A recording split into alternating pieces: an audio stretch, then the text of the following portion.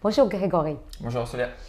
Dans cette interview, je voudrais focaliser sur une étape d'innovation que tu mets en avant dans une méthode globale que vous avez créée, qui va de l'idée jusqu'à l'exécution.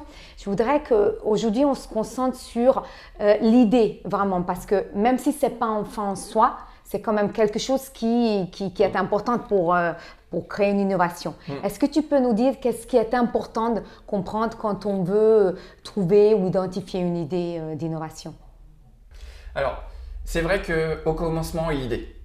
Parce qu'il nous faut une idée, il nous faut un point de départ.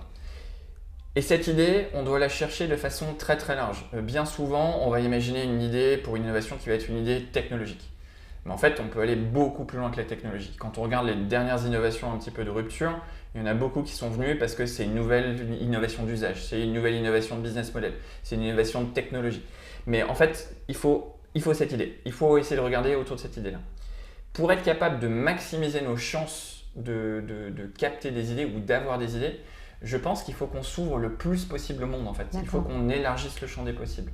Et pour ça, on voit beaucoup d'entreprises, qu'elles soient grandes ou qu'elles soient petites, vont aller se connecter à tout un ensemble d'écosystèmes. Si je suis un grand groupe, je vais me connecter à des startups par exemple, pour qu'elles soient capables de me remonter quelque part des nouvelles idées qui vont me permettre de penser différemment. Ou si je suis un entrepreneur avec une petite entité, eh ben, la première personne ou les premiers sujets autour des idées, je vais me retourner vers moi-même. Je vais regarder les problèmes que moi j'ai, je vais regarder les problèmes que les gens de mon entourage ont pour essayer de trouver une idée, pour avoir un point de départ sur l'innovation.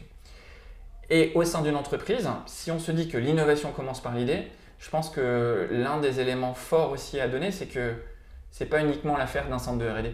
Ce n'est pas uniquement quelques personnes chevelues qui sont capables de penser au des futur. ingénieurs hyper méga. C'est n'importe qui. Je peux avoir une super idée quelque part dans une fonction RH pour essayer de maximiser l'expérience d'un collaborateur. Ou alors en direction des achats ou n'importe où.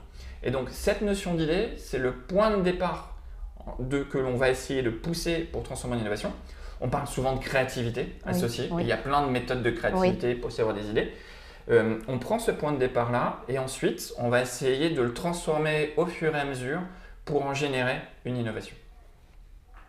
Merci beaucoup. De rien. Merci.